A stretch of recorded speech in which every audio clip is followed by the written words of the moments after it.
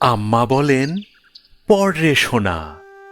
আব্বা বলেন, মন দে।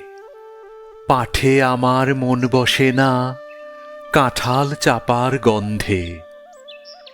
আমার কেবল ইচ্ছা জাগে নদীর কাছে থাকতে, বকুল ডালে লুকিয়ে থেকে পাখির মতো ডাকতে। সবাই যখন ঘুমিয়ে পড়ে কর্ণফুলীর কুলটায়, দুধ ভরা ওই চাঁদের বাটি ফেরেশতারা উল্টায়।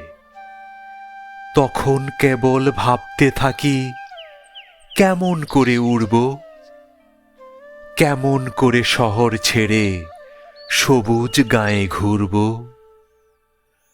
তোমরা যখন শিখছ পড়া মানুষ হওয়ার জন্য, আমি না হয় পাখি হব, পাখির মতো বন্য। আমি না হয় পাখি হব, পাখির মতো বন্য।